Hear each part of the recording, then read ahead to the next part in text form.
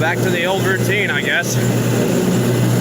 Wasn't really planning to make this video, and I'm not exactly sure how good it's going to turn out because I'm using a different phone now. For the record, the Google Pixel is the worst phone I've ever used. The camera was good for taking videos, but I'll never buy another one. So I'm using a Samsung Galaxy once again. So if the video's shaky or the sound quality's not very good, I apologize, but I'm just going to do the best I can. So, as you can see, I'm back home in New Jersey for the weekend. I moved out about 5 months ago now to Pennsylvania. But ever since the EF-3 tornado came through about a month ago, I've been coming home on the weekends to try and help with cleanup. And it just so happens that the grass has not been mowed here since before the tornado hit. So it hasn't been mowed in over a month, and it's finally drying out a little bit. And now that we've managed to clean up a lot of the debris that was stuck in the yard, I actually had the chance to mow it. So it's the first time it's been mowed here in over a month, and this is actually the first time I've mowed any grass in probably 6 months. I only mowed one other time this season before work got busy and I moved out. So it's nice to be able to go back to my old routine again, because now where I live, I'm only living on a 1/4 of an acre and I'm not currently mowing the grass. So, but anyway, I've had a lot of people asking how things are going after the tornado came through, and I just figured this might be a good opportunity to really show you guys the damage and show you what the hell happened since this whole mess. Obviously, EF-3 tornadoes are not something we're used to here in New Jersey, but people don't realize they can happen anywhere if the conditions are right, and this just happened to be some collateral damage from Hurricane Ida. So you can see the tornado actually spawned about 500 yards down that way on the other side of the creek, and as you can see, a lot of the houses got hit pretty hard right where it touched down. If you go back and look at the video that I posted a few weeks ago of the surveillance camera footage, you can see some of the roofs getting ripped off and a lot of the debris flying around. They estimated the winds were up to 150 miles an hour, which constitutes an EF-3, I guess. That and the amount of damage that was done. And as you can see, my neighbor's house is on the other side there, and my parents' house took a pretty hard hit. I'd say probably 7 or 8 of the houses in the neighborhood actually got damaged beyond repair, and 2 of them are barely still standing. So we have a lot of our neighbors that are now living without a house. So I ask that you keep them all in your prayers.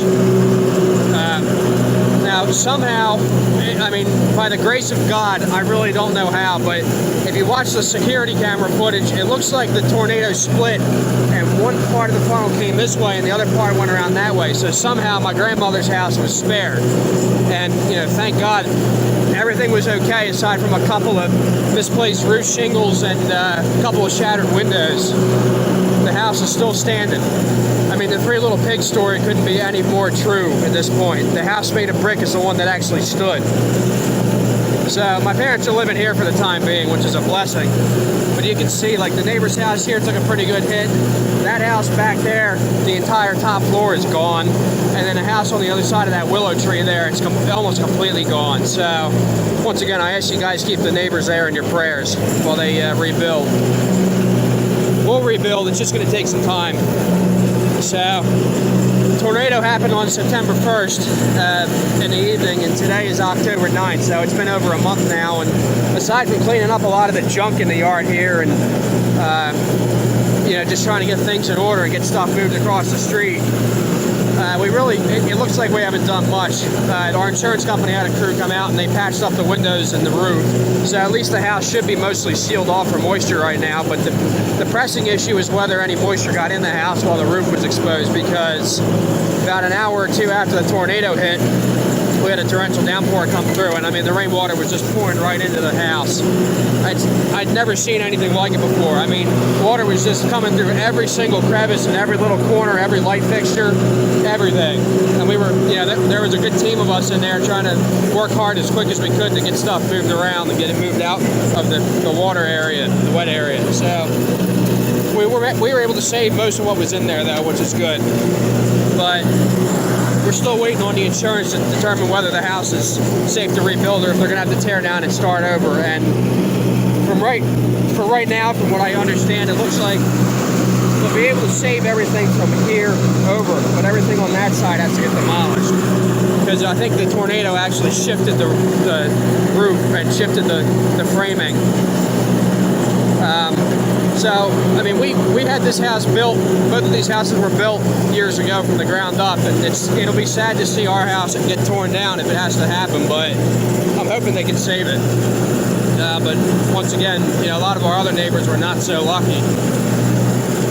So, it's unbelievable the amount of power and force that Mother Nature can put out.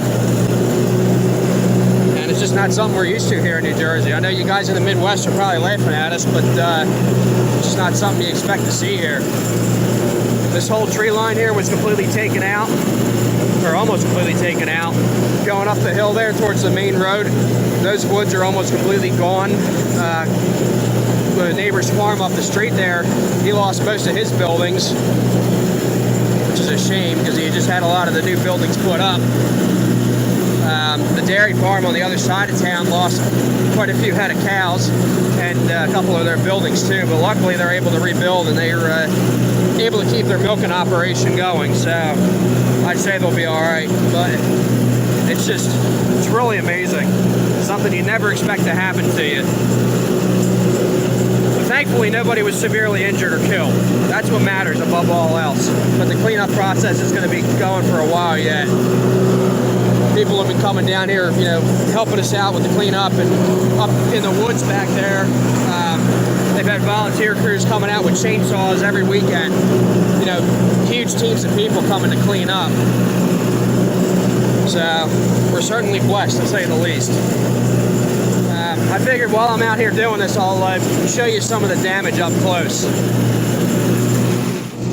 So somehow, the tornado hit that house, missed my grandparents' house, and took out our big maple tree that's been here for probably 100 years. You see where it snapped off over there.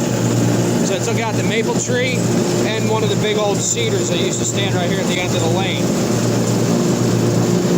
I'm just amazed that it didn't hit the house. So, God knows how long it's going to be before we can get these cleaned up. This cedar here is blocking the edge of the driveway, so I imagine this one's going to have to get cleaned up first. And this one, I don't even know. Here's the other side of that tree, and it took out part of the one next to it also. If you look close, you can see pieces of truss framing out in the field there. Let me see if I can zoom in.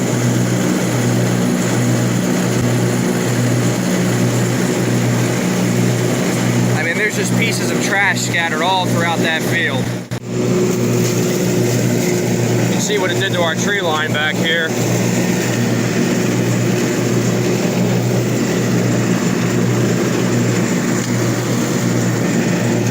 Well, we got plenty of firewood now, that's for sure. Oh yeah, I'm definitely going to need new blades after this is done. Completely took down the fence that was here. And take you over here real quick. They haven't started chopping corn here yet, but you can see what it did to his cornfield. Here's the view from the other side of the hedgerow. You can see right where the tornado came through, right where I'm standing. So the farmer lost a good portion of his field corn, but it could be worse. See all the trees it took down. It just came straight through here. It took down a lot more trees up at the top of the hill there, and you can see a lot of the debris from the houses that got destroyed landed all up in here. You can see some more pieces out there in the field in the distance, and we're going to be looking for memos and personal belongings in these woods for months and months, probably even years to come. So, just to give you an idea. And there's two cars sitting up at the top of the hill here that are completely crushed. So, I'd say that was an EF-3 for sure.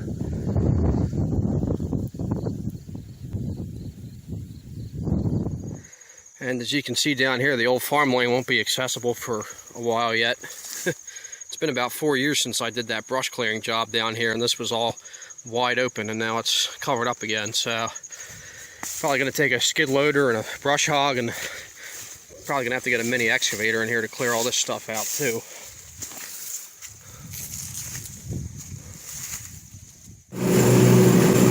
I'm not even going to worry about cleaning up all these little sticks. It's not worth it right now. This tree was actually laying across the fence here. You can see where the top of the fence got crushed. So we got that pulled away and got it all cut up.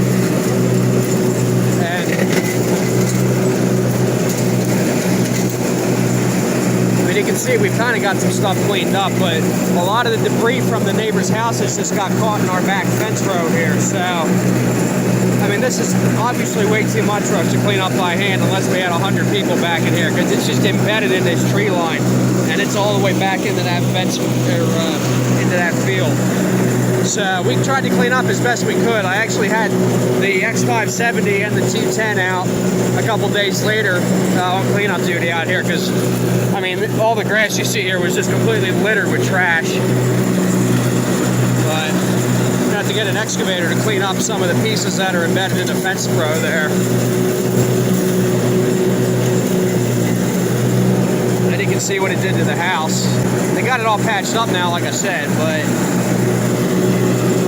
it's just really amazing.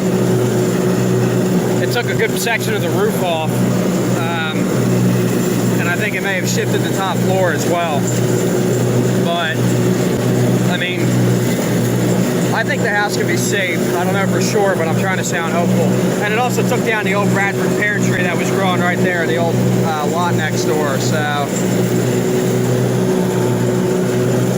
I mean, this right where I'm at right now is where the tornado actually came through. And we got lucky that it had just formed, because it was actually at its narrowest right about here. Once it got to the other side of town, it became it grew to about 1 mile wide, from what I understand. I've seen some drone footage and pictures from overhead of the path of this tornado, and you can see where it just grew. But we're lucky right here that it wasn't any wider, and that it was still kind of picking up speed. Because, I mean, while our neighborhood did get hit pretty bad, there were some other neighborhoods in this area that got hit far worse. So,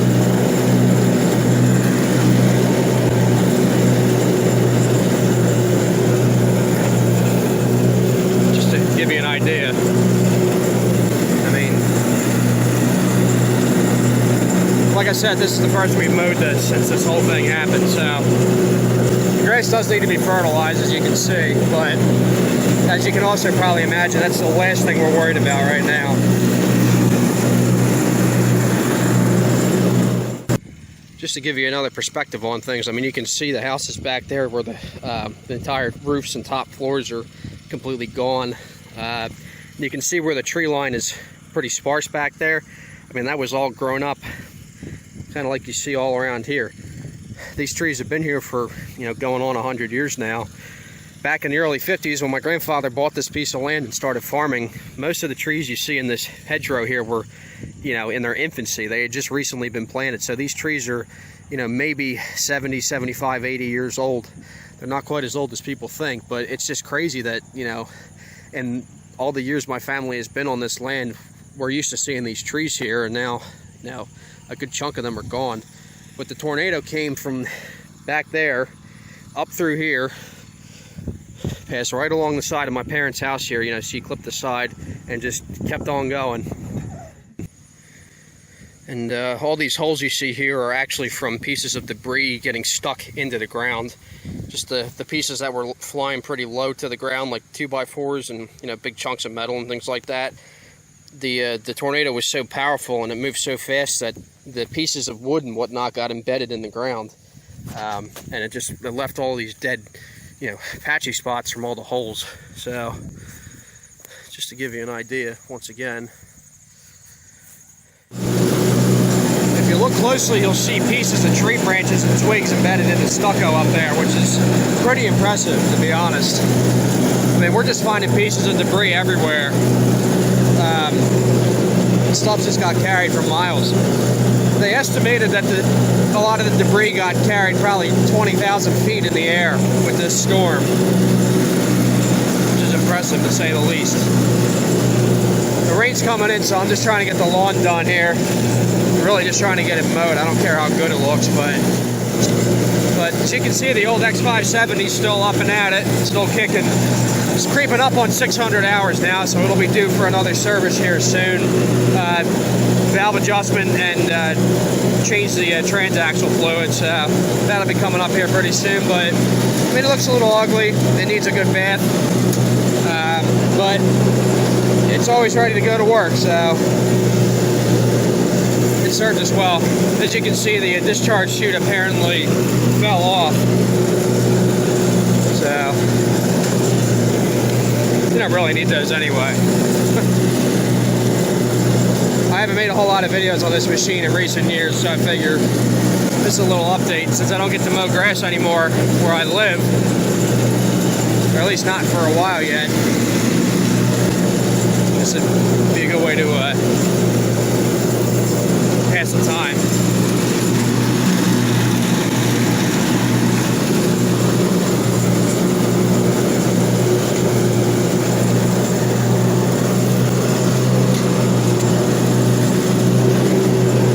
I know this is kind of a last minute video. I wasn't really planning to make this, but just figured I'd keep you guys updated, and hopefully we'll get started on the rebuild process here pretty soon. So I want to thank you guys for watching. As always, thanks for your support, for your thoughts and concern. I just ask that you keep us, and especially our neighbors, in your prayers as we rebuild and try to recoup. And if you like the video, comment, rate, and subscribe. And as always, stay tuned for the next video.